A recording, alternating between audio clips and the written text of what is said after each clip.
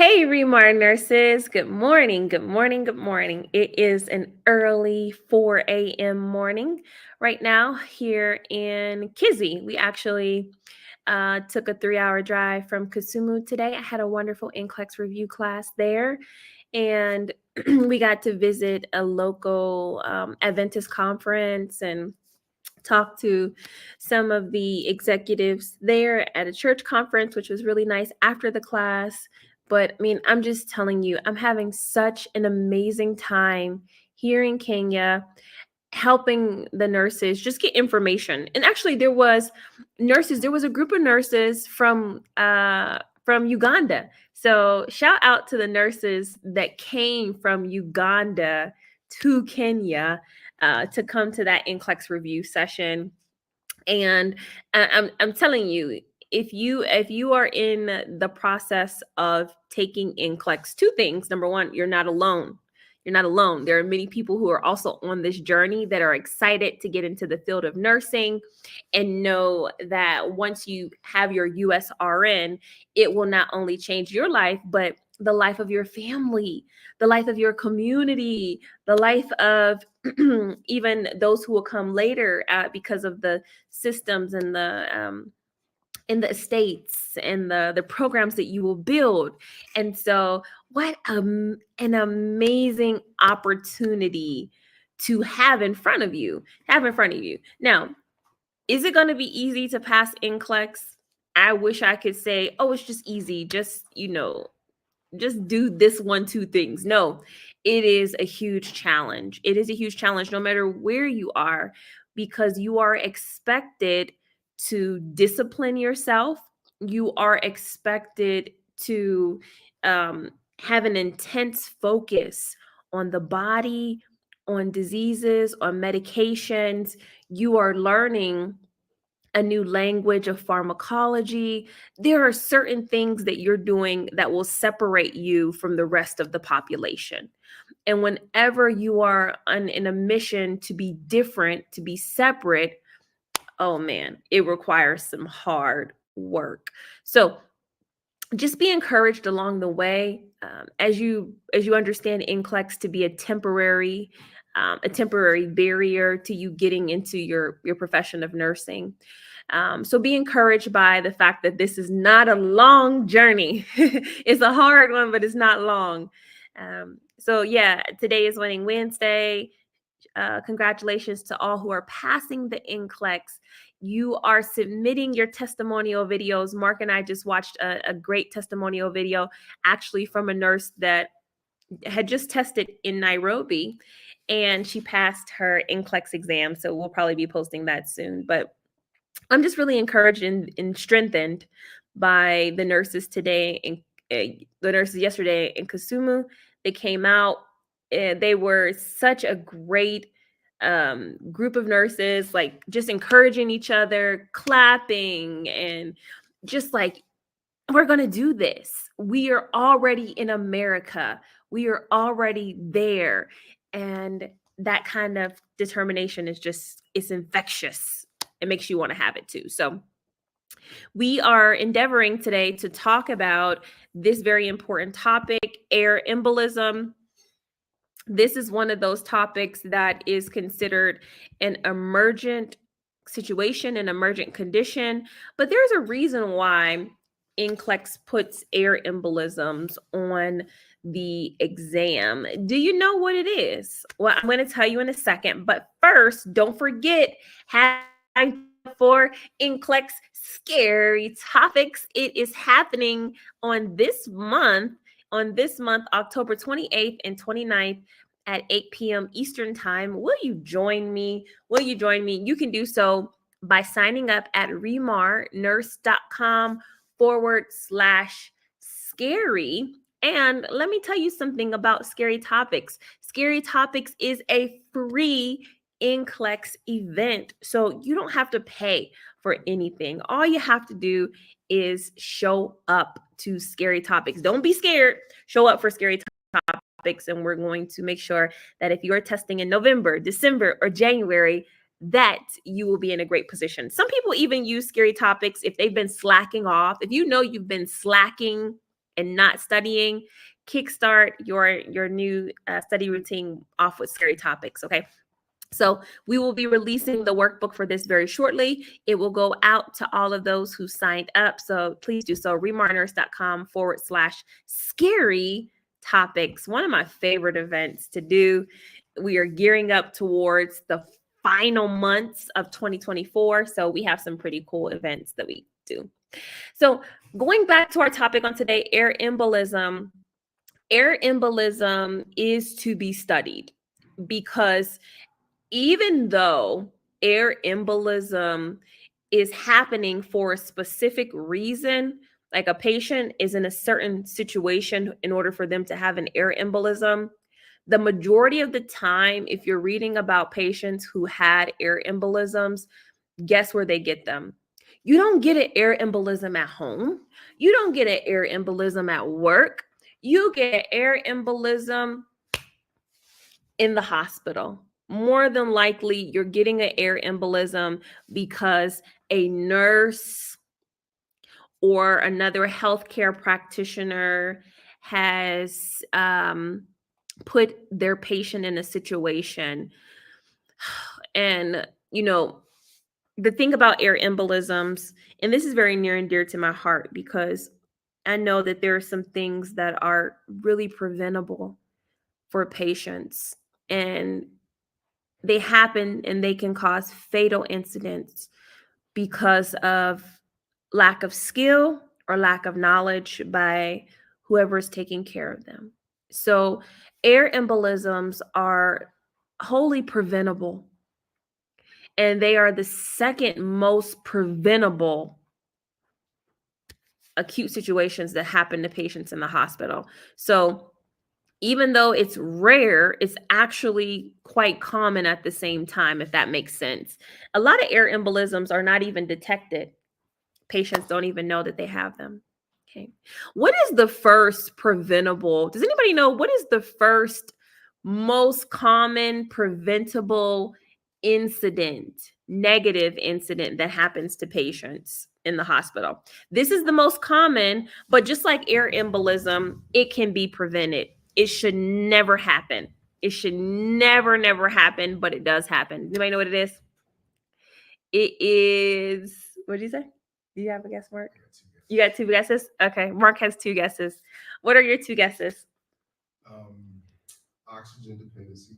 Oxygen dependency, patients not needing oxygen, and they come into the hospital and they actually have oxygen when they go home. That's a good one. What's the other one? Bed sores. Bed sores. Oh, those are really good ones, Mark. Actually, really good ones. The actual answer, though, is false. Patients falling. Yeah, patients falling. So, patients falling, air embolism. Mark gave two other ones, bed sores and oxygen dependency. So as nurses, we have a higher standard that we have to raise everybody up to. But we're going to talk about air embolism tonight. So air embolism, like I said, it's a rare but potentially deadly condition that happens when air gets where? Into the bloodstream. So air embolism is interesting because it can affect the arteries or the veins. I didn't want to make it too specific for tonight. So a venous air embolism, of course, occurs when air gets into the veins, travels to the right side of the heart, and gets stuck in the lungs. An arterial air embolism can happen if the air in the veins is not properly filtered by the lungs, and then it allows it to go into the arteries.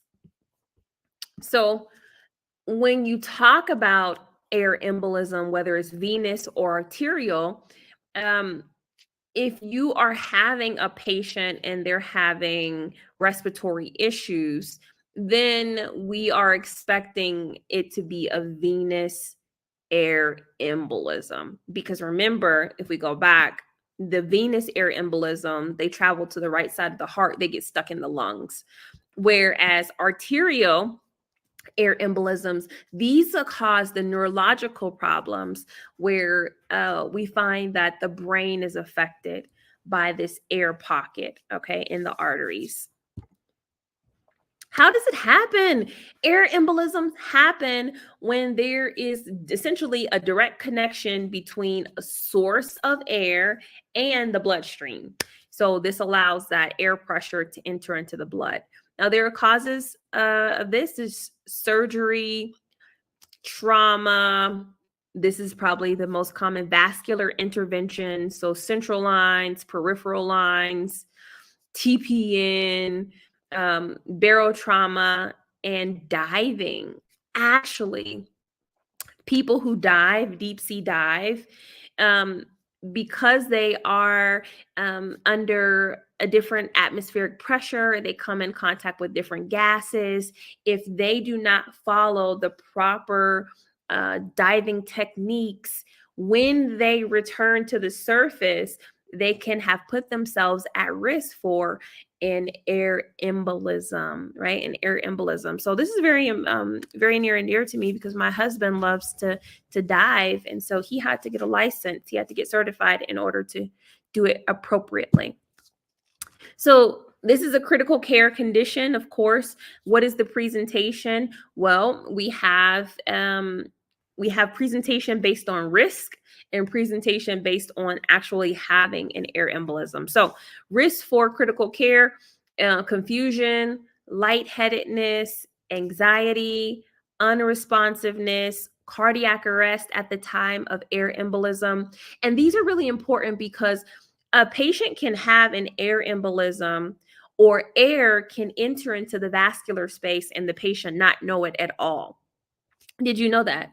Yes, you can have air entering into an IV line and patients are unaware of it. So, um, even more so if there are symptoms, then we know that that air embolism is causing it is manifesting itself to be something potentially very dangerous. Excuse me for 1 minute. This is my new, I told y'all this is my new thing. Before I got here, before I got to Africa, I was not a tea drinker. No tea, no coffee. But one fateful day, somebody introduced me to African tea. And I'm telling you, 2 times a day, I have to have it. I have to have it. Hmm. It's so good. It's like a mixed tea. They call it mixed tea. Let me show you what it's like. So it's like a white tea. It's not black. It's kind of mixed. I don't even know what they mix it with. I have no idea how they're making it, but it's so good. And then I put a little honey in my tea, and I'm telling you, the best. So, other risks for critical care: increasing age, the presence of focal monitor deficits or Babinski sign, acute kidney failure, prolonged mechanical ventilation for more than 5 days, and a giriform air seen on brain imaging. And we know that'll be an arterial air embolism. So, our nursing interventions, this is what we need to do.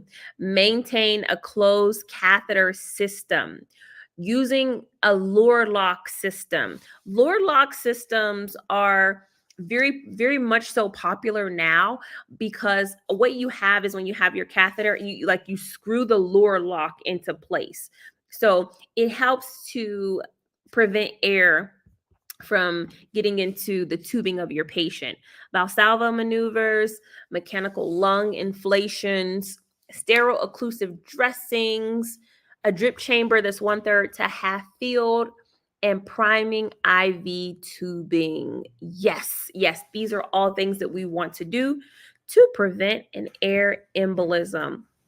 Also, clamping the tubing of the catheter or occluding the catheter hub, placing the patient on the left Trendelenburg position. The head should be positioned downward, giving oxygen, and notifying the healthcare provider. Bam. Let's get into the NCLEX questions about air embolism. This is an acute condition. You need to be able to prioritize the nursing interventions. Here's the first question, content-based. Air embolism can be differentiated into several types. If a client is having altered mental status and loss of consciousness, the nurse identifies this as number 1, an arterial air embolism, 2, a pulmonary air embolism, 3, venous air embolism, or 4, superficial embolism? If you came to the content review and then you know this answer, this is a really easy for you. Comments on the screen right now. This is Winning Wednesday. We are definitely winning today because God is good. And I can't even tell y'all my testimony just yet, but God is so good. Correct answer, bam, number 1, arterial air embolism. Remember, I told you, I said arterial air embolisms usually affect the brain. So patients are going to have an acute change in their mental status and or focal neurological deficits. I'm moving on. Quickly, number 2 is this. A nurse is caring for a patient receiving central venous catheterization. When the patient suddenly reports shortness of breath, chest pain, and dizziness, the nurse suspects an air embolism. What is the nurse's priority action? Number 1, administer 100% oxygen and notify the healthcare provider. 2, place the patient in high Fowler's position and monitor vital signs. 3, clamp the catheter. Place the patient in Trendelenburg on the left side. Or 4, administer IV fluids rapidly to prevent further complications. What do you say? 1, 2, 3, or 4. An air embolism is suspected. I hope you picked this one. I hope you picked number. Oh, wait, here it is. 3. Number 3, what we need to do is clamp the catheter, place the patient in Trendelenburg on the left side. So I want to read this to you all here.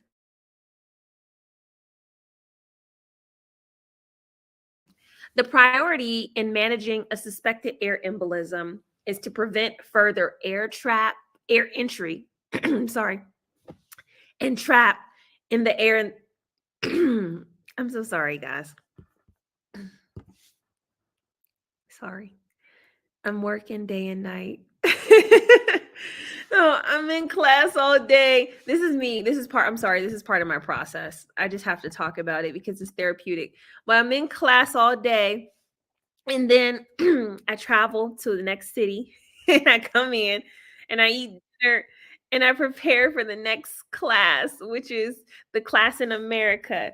And so I feel my mortality. I feel my body just being like, girl, what are we doing?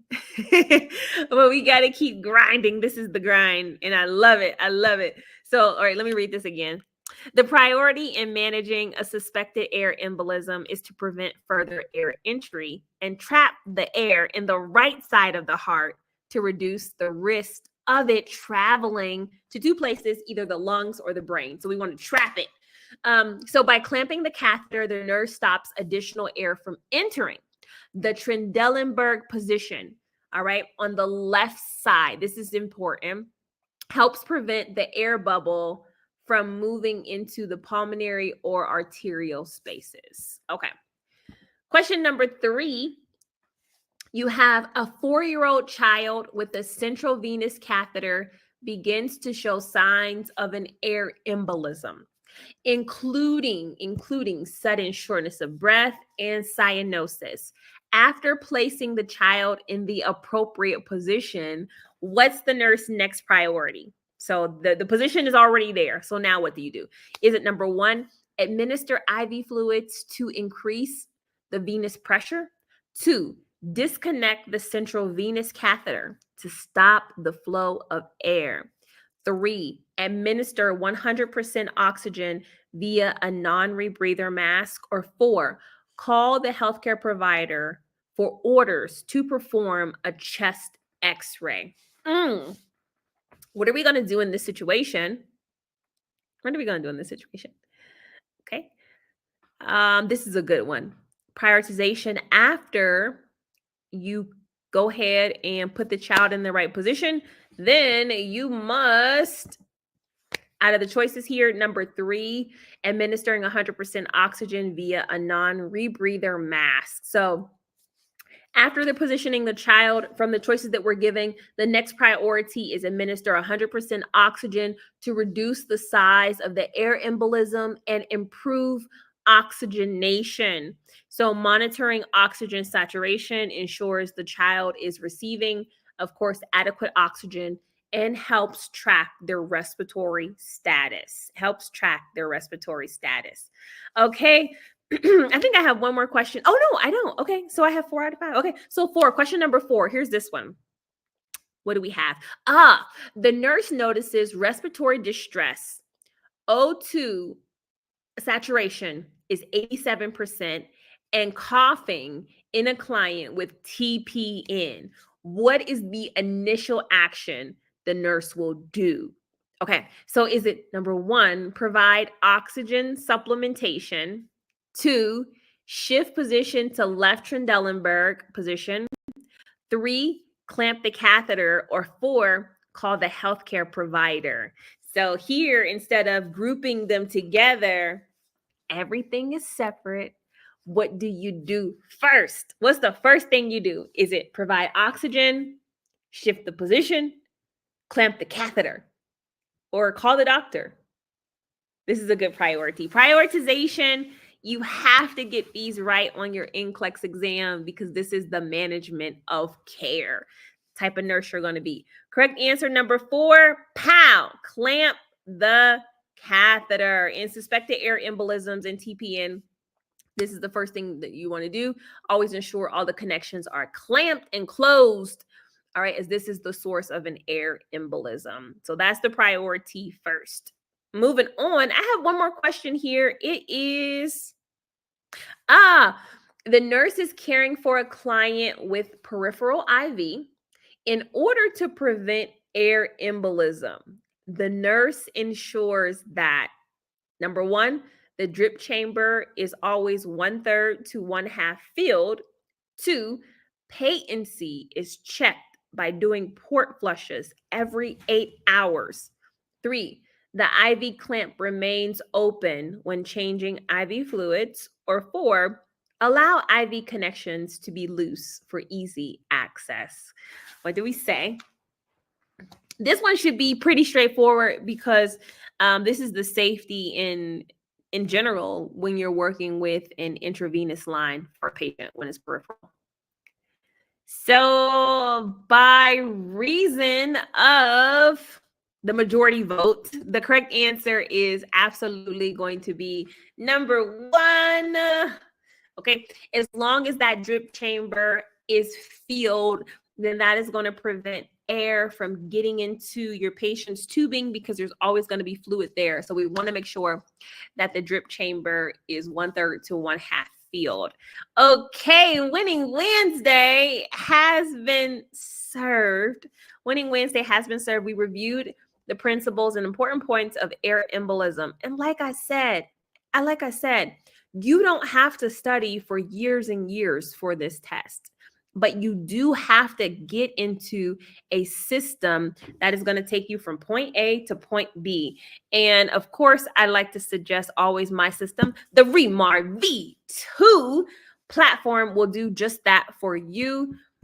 I created it to solve the problem of what do I need to study? How long do I need to study? And how much do I need to study? Okay. And so if you are struggling in any of those areas, trying to figure out what should I be studying, how long should I be studying, and I forgot what the other one is right now, just how often, I don't know, the V2 will solve it for you. And I have seen it take nurses who think that they will never be able to pass the NCLEX because they struggled in another program or they've been out of school for so long. I have seen people order this course, do it in literally 3 weeks, and then have success on NCLEX. So that's why I'm so passionate in just sharing the motivation that you can, you will, and you must pass NCLEX. You absolutely can do it. You just need to position yourself for success. When we're in a plane, we're taking these planes, these little baby planes. They're called jumbo jet here. And the plane is so small. Like in America, I'm used to flying on a Boeing, right? A huge plane, TVs in the plane, everything like that. But here we're flying on small planes because we're just going 45 minutes or an hour between cities. And I'm noticing that these planes are basically taking off in the same way as the big planes. I mean, they really are doing the same thing. And I'm understanding that it's not so much about the plane size, the amenities, the airline. It's really a plane will be successful if it's put in a proper position to fly, because that is what it is intended to do. And I feel that way about you too. You will be successful when you're given the proper position to take off from. When you have all of the resources that you need to be successful, you will be successful. It's no question about it. You are going to do amazing things, but do you need help to do it? Yes. Do I need help to do things? Yes. We all need help. So if you find yourself here, then that means you're in the right place, because I absolutely am looking forward to helping you get to the next level. It's going to be so amazing when you open up your mail and you see your congratulations, you have passed the NCLEX. That's the goal. So, as always, I truly believe this when I say it to you. You can, you will, and you must pass NCLEX. Good night, everyone.